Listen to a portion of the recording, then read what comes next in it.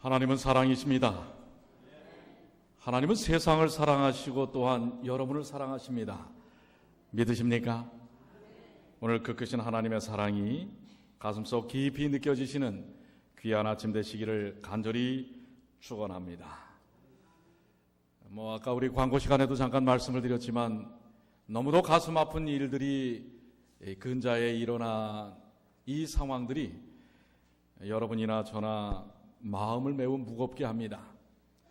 사실 이런 상황에서 그런 이야기들을 자주 하는 것은 또 썩 그렇게 지혜로운 것 같지는 않습니다. 그렇지만은 또 이런 상황들을 무엇으로 우리가 극복할 수 있을까라는 것을 깊이 묵상해야만 할 그러한 순간이 아닌가 생각이 됩니다. 여러분들이 만약 시간을 되돌려서 어느 시점으로 되돌아갈 수 있다고 한다면 여러분은 언제로 돌아가시기를 원하십니까? 혹시 젊을 때로? 지금보다는 훨씬 나았던 과거의 어떤 시점으로 돌아가기를 원하십니까? 저는 사회적으로 만약에 시간을 되돌릴 수 있다면 지금으로부터 열흘 전 4월 16일 아침 8시로 좀 돌아갔으면 좋겠다는 생각을 합니다. 8시 48분부터 이 배가 이제 기울기 시작을 했다고 하는데요. 그 전으로 돌아가서 제발 배를 틀지 말고 또 혹시나 뱃속에 있는 젊은이들에게 그냥 선실에 있지 말고 갑판으로 나와서 차가운 물속이지만은 물로 뛰어들어라 라고 하고 싶습니다. 그러나 그 시간으로 돌아간들 다른 선택들을 과연 했을까? 또 이렇게 생각을 해보니 아마도 그 시간으로 다시 돌아가도 그 선택들은 그대로 그냥 이어지지 않았을까라고 생각합니다. 여러분들 우리 심리학적인 용어 가운데 머피의 법칙이라고 있습니다. 원인 없는 결과가 없다고 하는 것입니다. 어떤 조짐들이 일어나면 분명히 거기에 대한 결과가 나온다고 하는 것입니다.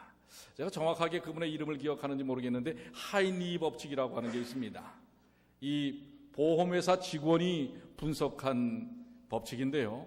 어떤 사망자가 이 보험회사였기 때문에 그것을 연구하는 그런 연구직에 있었던 사람입니다. 사망자가 한 명 나오는데 329건의 징조가 있다고 하는 것입니다. 그 다음에 29건의 보다 더 두드러진 어떤 현상들이 일어나고 한 사람이 사망한다고 하는 것입니다.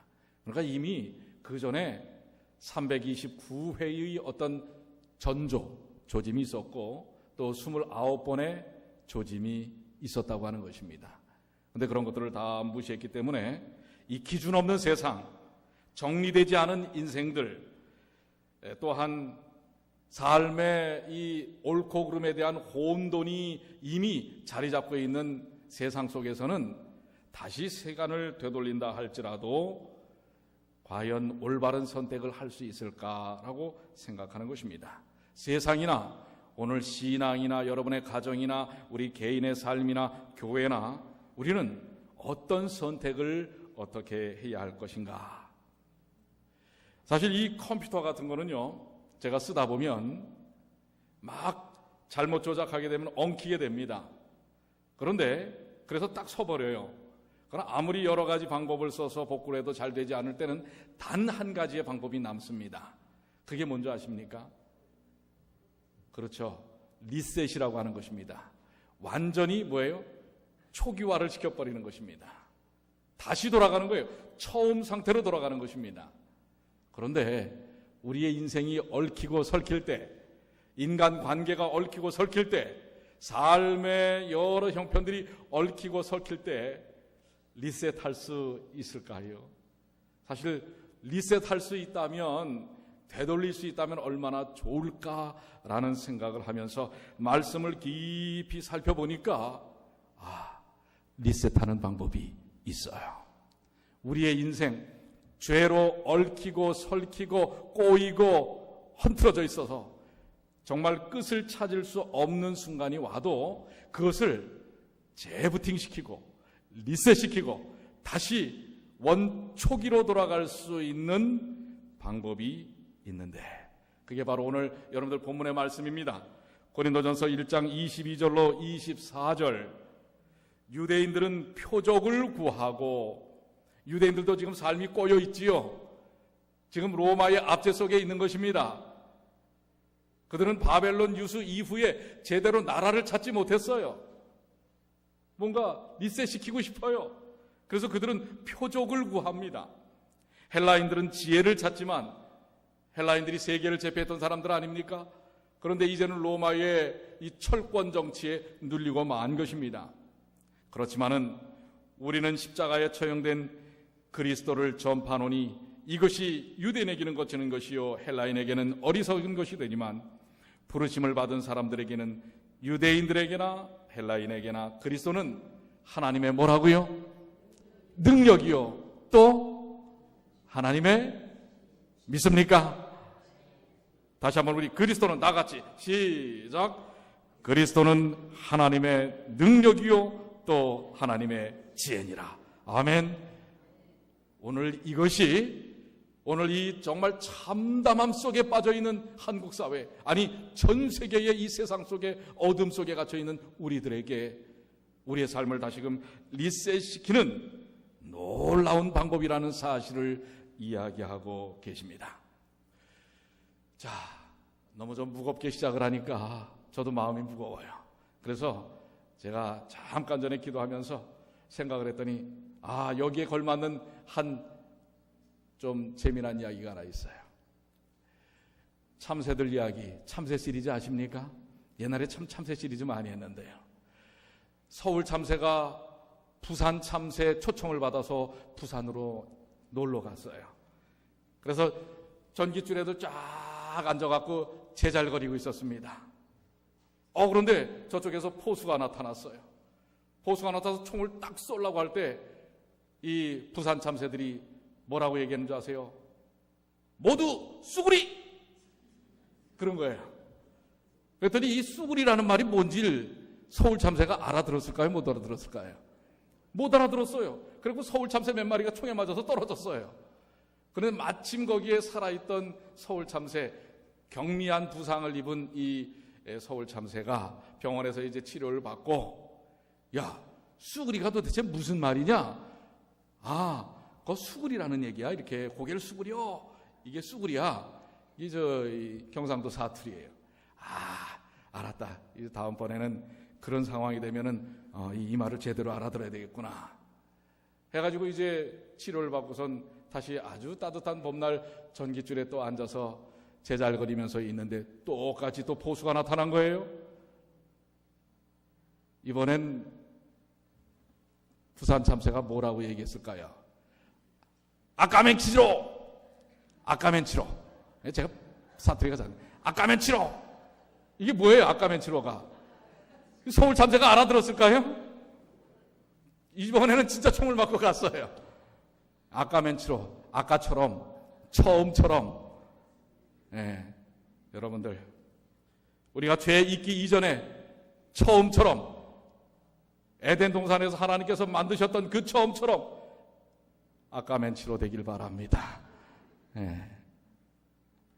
자, 여러분들 요즘 세상에서 일어난 일들, 참 이 대명 전제 21세기에 이런 일들이 일어납니다. 300여 명이 탄 비행기가 어디로 사라져 버렸어요. 요즘 뉴스에는 1년 반, 그 비행기 찾으려면 한 1년 반 걸린다고 그래요. 도대체 어디에 가 있는지도 제대로 모르는 것입니다.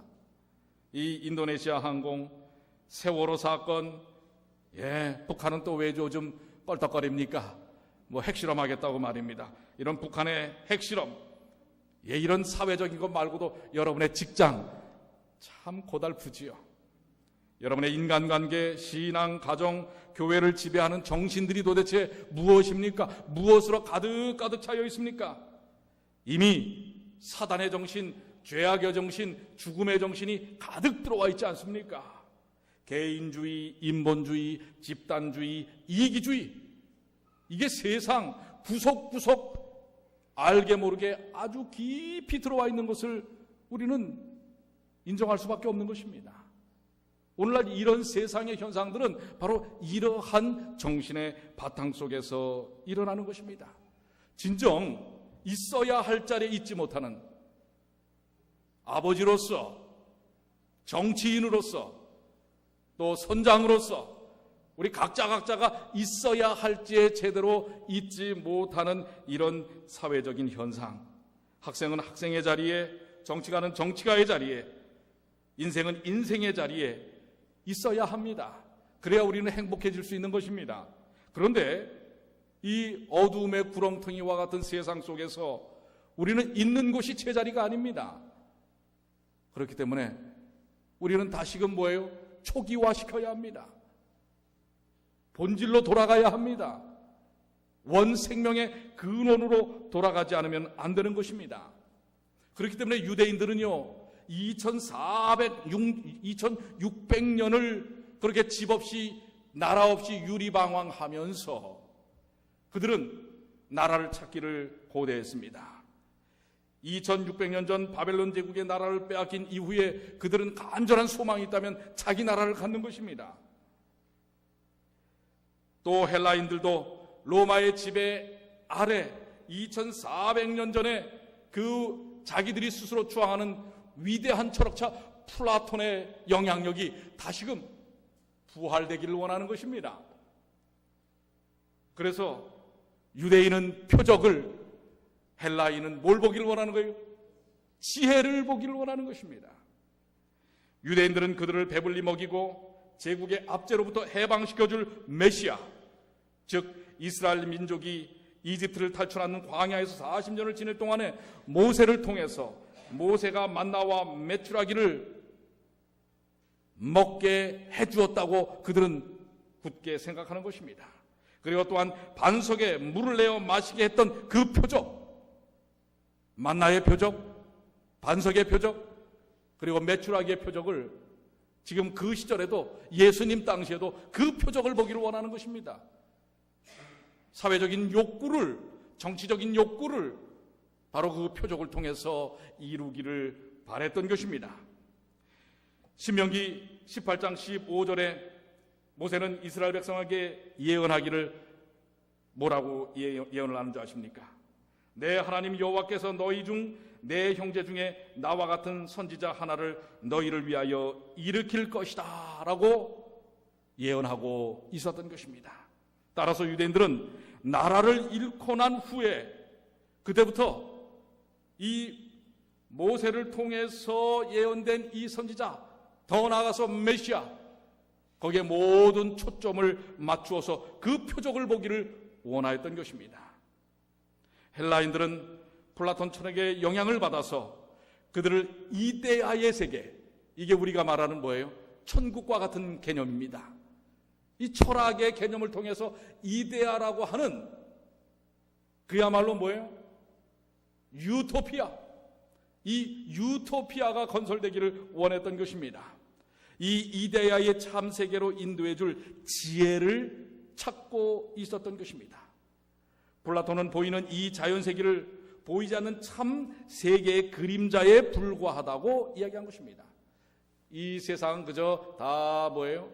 보이지 않는 것에 비하면은 별거 아니다 라고 이원론적으로 얘기했던 그러한 것을 통해서 보이지 않는 세계, 이데아의 세계를 얻을 수 있는 지혜를 갖게 해달라고 이야기하는 것입니다.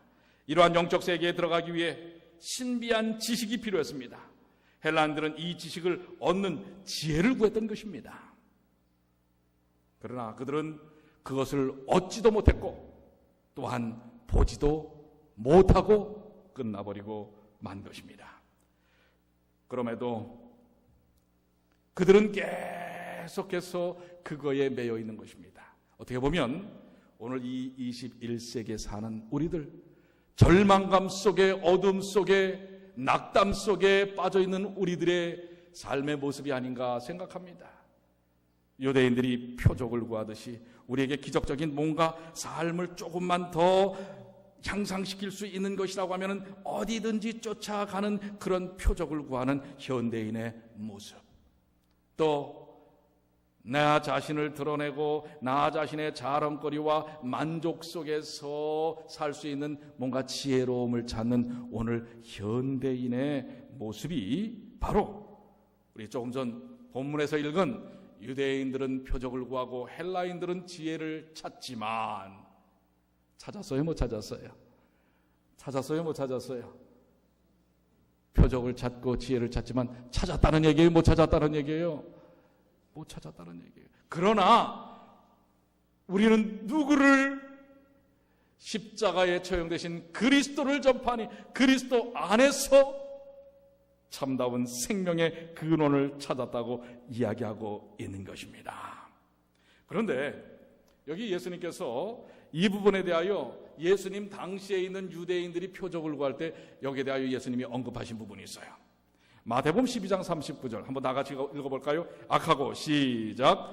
악하고 음란한 세대가 표적을 구하나 선지자 요나의 표적밖에는 보일 표적이 없느니라.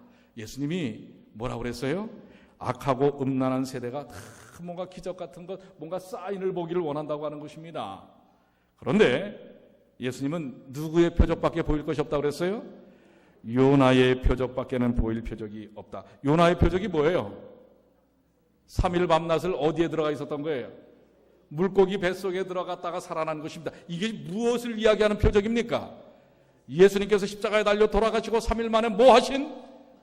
우리 지난 주간에 우리 일반 많은 교회들은 부활절을 지키지 않았습니까? 바로 그 표적입니다.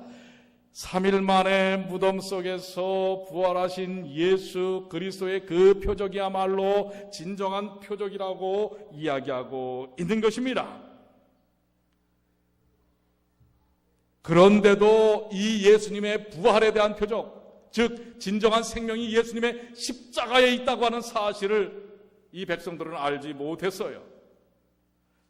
그래서 예수님께서 그 예수님을 따라와서 이 먹고 나누고 예수님 주변에 있던 사람들이 어떤 사람들인지를 요한복음 6장 26절에 이렇게 표현하고 있어요. 내가 진실로 진실로 너희에게 이르노니 너희가 나를 찾는 것은 표적을 본 까닭이 아니요. 이 표적은 바로 뭐예요? 마태복음 12장에 나와 있는 십자가와 부활에 대한 표적을 본 까닭이 아니고 뭘 본 까닭이라고요? 떡을 먹고 배부른 까닭이로다. 그 갈릴리 뭐예요? 호숫가 옆에서 5,000명이 모여서 물고기 몇 마리로? 몇 마리도 다 잊어버리셨어요? 몇 마리로? 2마리와 보리떡 5. 이게 가능한 일이에요? 가능하지 않은 일이에요? 가능하지 않은 기적이 일어났어요. 그런데 예수님이 그 기적을 일으킨 이유는 그것 먹고 그것 때문에 신앙생활 하라는 게 아니란 말이에요. 그런데 그것 때문에 온 까닭이로다. 곧 이내 다시금 뭐예요? 배설하고 끝나버릴 수밖에 없는 한시적인 표적에 매여 있는 사람들이구나라고 하는 것입니다. 그런데 여러분들, 이 이야기는 예수님 당시의 사람들에게만 해당되는 게 아니라 오늘 우리들에게도 마찬가지예요. 우리 신앙하는 본질이 뭡니까? 예수님께 가서 병 고치고 예수님께 나가서 좀 더 우리 자손이 잘 되고 이런 목적이라고 한다면 예수님이 바로 이렇게 얘기하는 것입니다. 여러분들이시여, 우리는 이런 암울한 세대 속에 다른 표적이 아니라 다른 지혜가 아니라 그리스도 그분 진정한 생명이시요, 우리가 이렇게 얽히고 설켜서 헤어날 수 없는 어두움의 세상 속에 처해 있을 때 우리를 다시금 리셋, 초기화시켜서 영원한 생명을 주실 수 있는 그분에게로 돌아가야 한다는 사실을 기억하시게 되길 바랍니다. 그게 바로 뭐라고요? 십자가라고 하는 사실입니다. 그리스도의 십자가라고 하는 사실입니다. 여러분들, 우리가 아무리 젊은 세월로 돌이키려고 해도 돌이킬 수 없어요. 4월 16일로 돌아가려고 해도 돌아갈 수 없어요. 그렇지만은 오늘 예수 그리스도의 십자가를 통하여 그 인생의 모든 절망을 다시금 생명으로 전환시킬 수 있는 것은 오직 예수 그리스도의 십자가라는 사실을 기억하시게 되길 바랍니다. 희망이 있지 않습니까?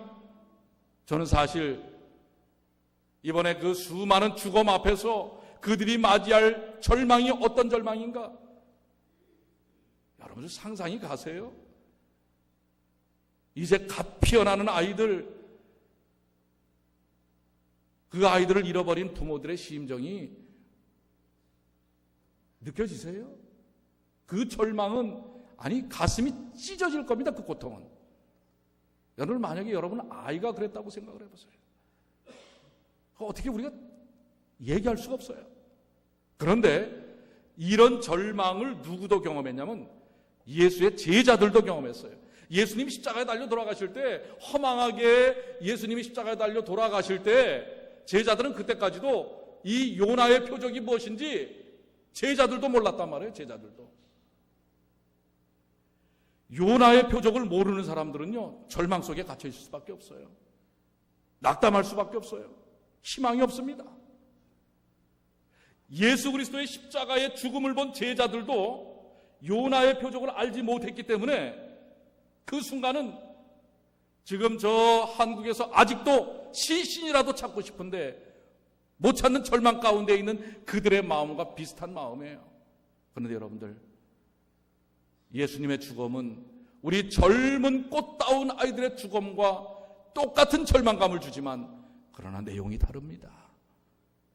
그 죽음은, 예수님의 십자가의 죽음은 바로 그런 이겨낼 수 없는 고통 가운데 있는 절망을 이기는 죽음을 깨트리는 죽음이라는 사실을 기억하시게 되길 바랍니다. 오늘 그 예수님의 죽음이 있었기 때문에 오늘 우리는 그 어떤 절망의 나락 속에서도 일어날 수 있습니다. 소망을 가질 수 있어요. 위로할 수 있는 것입니다. 상투적인 것 같지만은 우리가 장례식에서 이야기를 하지 않습니까? 나는 부활이요 생명이니 나를 믿는 자는 죽어도 살겠고. 여러분, 이 말씀이 무슨 말씀입니까? 이 말씀은 생명의 능력입니다. 이 한 말씀이 오늘 여러분과 저를 살린다는 사실을 기억하시게 되길 바랍니다. 또한 그 수많은 죽음들을 살릴 수 있는 조건이 된다는 사실을 기억하시길 바랍니다. 그러니까 여러분들 장례식에서 그냥 위로하시는 게 아니에요. 생명의 말씀으로 우리는 위로하는 것입니다. 위로받는 것입니다. 뭐라고요? 나는, 따라해보세요. 나는 부활이요 생명이니 나를 믿는 자는 죽어도 살겠고. 아멘입니까? 오늘 이 말씀이 우리를 다시금 그래서 이 엉클어버진 세상 속에서 다시 시작할 수 있게끔 하는 것입니다. 여러분들, 여러분의 신앙이 이것으로 시작해야 됩니다. 엉켜져 있는 인간관계가 있습니까? 여러분의 가정에서 엉켜져 있는 문제들이 있습니까? 부부관계가 있습니까? 건강에 문제가 있습니까? 직장에 문제가 있습니까? 세상에서는 그 실타래를 풀 수 있는 방법이 없습니다. 십자가로 가야 합니다. 십자가로부터 시작해야 합니다. 목사인 저도, 우리의 교회 지도자들인 장로님들도, 집사님들도, 어르신들도, 청년들도 우리가 다시 이 땅에서 한 사회인으로서, 또한 가정의 한 일원으로서, 직장의 일원으로서 뭔가 희망을 갖고 살 수 있는 것은 바로 십자가로부터 시작될 때 의미가 있다는 사실을 기억하시길 바랍니다. 누가 그랬습니까? 사도 베드로가 그랬습니다. 그는 예수님과의 관계가 완전히 깨어진 사람입니다. 그렇지 않습니까? 십자가에 달리시기 전에 예수를 3번이나 부인했던 사람입니다. 여러분들 그게 느낌이 오세요? 여러분과 아주 친하게 지낸 사람이 있는데 어떤 순간에 내가 참 위기에 처해 있는데 옆에 있던 그 정말 친하게 지낸 사람이 나를 뭐예요? 외면하는 거예요. 그것도 마음 상할 일인데 외면하는 게 아니라 난 저 사람 전혀 모른다고 거기다 대고 뭐예요? 저주까지 해버리는 거예요. 이런 인간관계. 자, 여러분 옆에 있는 분 한번 좀 보세요. 그 옆에 있는 분은 여러분과 어떤 인간관계예요? 예? 한번 보세요. 좋을 것 같지요? 아니에요? 안 좋아요? 예, 어떤 분은 안 좋아요. 그러니까. 이 인간관계는요, 언제든지 깨어질 수 있는 관계예요.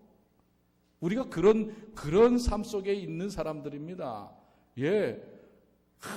좋을 때는 그냥 속까지 다 빼줄 것 같아요. 근데 뭐예요? 어느 순간에는 그냥 또 아주 뭐예요? 예? 정말 철천지 원수같이 이게 우리 인생입니다. 그런데 그것마저도 그래서 이걸 도대체 어떻게 해야 되나? 우리로서는 할 수 없어요. 리셋시킬 수 있는 방법은 어디로부터 시작해야 된다고요? 어디로부터요? 십자가로부터 시작해야 돼요. 베드로처럼 또 누구처럼요? 바울처럼 예수 믿는 사람들 쳐 죽이던 사람 아닙니까? 그런데 이 사람이 뭐로 변해요? 예수를 증거하는 사람으로 변한단 말이에요. 이것은 예수 그리스도의 십자가로 시작하지 않으면 안 돼요. 3년 반 동안을 예수를 타지 않지만은 어때요? 다 도망갔단 말이에요. 다 도망갔단 말이에요. 여러분 30년을 예수를 쫓아다녀도요, 어떤 순간에 되면 30년을 선장을 해도요, 그 순간에 도망가 버리잖아요. 그게 인생에서의 논리입니다. 예수로 초기화되지 않으면 안 돼요. 예수님의 십자가로부터 시작되어야 하는 것입니다. 우리 교회, 이제 우리 내년이면 40년이에요. 그동안 여러분들 이 교회가 다른 곳으로 존재했다면 이제는 예수로 시작하시게 되길 바랍니다. 아멘. 예수 그리스도, 인간 관계로 시작해서는 안 돼요. 어떤 뭐예요? 우리가 갖고 있는 삶의 목적을 통해서 이루어지는 게 아니란 말이에요. 예수로 시작해야 된단 말입니다. 이것이 바로 예수님께서 하신 말씀인데, 누가복음 7장 24절로 26절에 요한의 보낸 자가 떠난 후에 이 침례 요한을 얘기하는 거예요. 침례 요한의 제자가 예수님에게 다가왔었어요. 그런데 이제 요한의 보낸 자가 떠난 후에 예수께서 무리에게 요한에 대하여 말씀하시되, 너희가 무엇을 보려고 광야에 나갔더냐? 밤에 흔들리는 갈대냐? 그러면 너희가 무엇을 보려고 나갔더냐? 부드러운 옷 입은 사람이냐? 보라, 화려한 옷을 입고 사치하게 지내는 자는 왕궁에 있느니라. 그러므로 너희가 무엇을 보려고 나갔더냐? 선지자냐? 옳다. 내가 너희에게 이르노니 선지자보다도 나은 자니라. 자, 여러분들 이제 제자들에게 얘기합니다. 광야에서 외치는 이 침례 요한에 대한 이야기를 언급을 하면서 예수님이 제자들에게도 얘기합니다. 너희들이 광야에 나갔더냐? 근데 거기서 뭘 보려고 갔더냐? 흔들리는 갈대냐? 아니면 부드러운 옷을 입은 사람이냐? 그렇다면 부드러운 옷을 입은 사람은 어디 가라고요? 왕궁에 가라, 멋쟁이들. 여러분들 그렇습니다. 이것은 뭘 얘기하는 거예요? 여러분들이 교회를 오셨는데 교회에 오셔서 뭘 보기를 원하시는 거예요? 흔들리는 갈대입니까? 아니면은 화려한 옷을 입은 사람들입니까? 그런 사람들을 보려면 여러분들 피프스 애비뉴로 가세요. 거기 아주 명품의 거리 아닙니까? 거기 가면 아주 멋쟁이들이 걸어 다닙니다. 교회에 오셔서 멋진 사람들을 보려고 하지 마세요. 교회는 누구를 보러 가는다고요? 선지자보다도 나은 자. 누구예요? 목사 보러 오는 거 아니잖아요. 장로님들 보러 왔는 거죠. 여러분들 교인 만나러 오는 거 아니잖아요. 그게 부수적인 것은 될 수 있어요. 그러나 그게 중심이 되어서는 안 된다는 이야기를 분명히 하고 있는 거예요. 누구를 보라고요? 예수 그리스도. 선지자보다도 더 나은 자, 메시아 그리스도. 오늘 여러분들 이 예배를 통하여 예수님을 만나시길 바랍니다. 그러니까 여러분들 예배 시간에는 절대로 딴 생각하지 마세요. 딴짓하지 마세요. 예. 이제 전적으로 이 신앙의 중심이 예수로부터 시작되어야 하는 것입니다. 왜 그렇습니까? 로마서 1장 16절에 내가 복음을 부끄러워하지 아니하노니 이 복음은 모든 믿는 자에게 구원을 주시는 하나님의 능력입니다. 바로 예수님에게 구원의 능력이 있단 말입니다. 믿습니까? 우리가 왜 예수 그리스도를 만나는가? 왜 예수 그리스도의 십자가를 통하여 시작해야 하는가? 흐트러진 인생 모든 것들이 예수로부터 시작해야 하는가? 그것은 바로 말씀 때문에 그렇습니다. 복음은 모든 믿는 자에게 구원을 주시는 하나님의 능력이 됩니다. 오늘 그 능력을 체험하고 돌아가시는 주님의 귀한 자녀들 되시기를 간절히 축원합니다. 이제 우리 여러분들, 우리는 이제 예수 그리스도의 십자가로부터 시작해야 합니다. 십자가의 정신을 갖고 살아야 합니다. 십자가의 정신은 무엇입니까? 빌립보서 2장 8절 다 같이 읽겠습니다. 사람의 모양으로 시작. 사람의 모양으로 나타나셨음에 자기를 낮추시고 죽기까지 복종하셨으니 곧 십자가에 죽으심이라. 십자가의 정신은 뭐예요? 자기를 뭐 하는 것이다? 낮추는 것입니다. 십자가의 정신은 무한한 사랑을 보여주신 예수 그리스도의 사랑을 보고 느끼면서 내 자신을 낮추는 것입니다. 그것이 바로 십자가의 정신입니다. 내 생각, 내 의지, 내 결정이 아니라 내 자신을 주님께 복종시키고 그분이 그러한가 하여 묻고 따르는 바로 예수께서 보여주신 십자가의 정신, 겸손의 정신, 그리고 아가페 사랑의 정신, 조건 없는 사랑, 자기 희생의 사랑, 자기 부정의 사랑, 자기 제한의 사랑, 자기 낮춤의 사랑, 남을 구원하는 사랑, 남을 축복하는 사랑, 남을 높이는 사랑, 남을 살리고 자기는 죽을 수 있는 사랑. 이것이 바로 십자가의 정신입니다. 오늘 이 십자가의 정신으로 시작하길 원하십니까? 정말 그러길 원하십니까? 그럼 여러분들은 다시 시작할 수 있습니다. 다시 시작되는 것입니다. 엉켜있던 모든 것, 이제 여러분들 그 뒤를 돌아보지 마십시오. 여러분이 풀려고 하지 마십시오.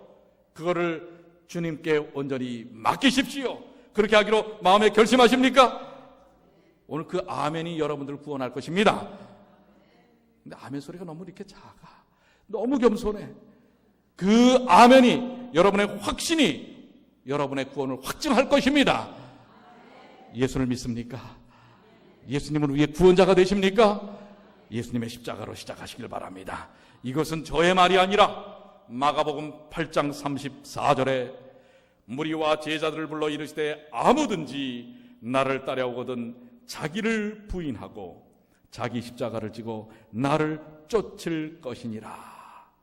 그렇습니다. 십자가를 쫓는 이들, 또 다른 성경절에는 십자가를 쫓는 이들이야말로 나의 제자라, 이렇게 말씀하고 계시는 것입니다. 오늘 나를 부인하고 자기의 십자가, 즉 십자가의 정신, 그 정신을 따라 사는 주님의 귀한 자녀들이 되시기를 바랍니다. 이제 지금 이렇게 암울하고 어려운 우리 이웃들, 주변의 세상에 망가진 도덕성, 이제 여러분들 이러한 사회 병리학적인 현상을 집단 사회적인 문제로 취급하는 경우들이 많습니다. 이번에 이러한 일들을 통해서 이제 더 이상 옳고 그름에 대한 혼돈이 있어가지고요, 사람들이 뭐가 옳고 그름인지를 판단할 수 없다는 것입니다. 그래서 집단 정신병적인 어떤 현상들이 일어날 것이라고 하는 것입니다. 오늘 여러분들 이것을 치료하는 방법은 단 한 가지예요. 예수님의 십자가로부터 시작해야 됩니다. 리셋돼야 합니다. 다시 처음으로 돌아가야 합니다. 무엇처럼요?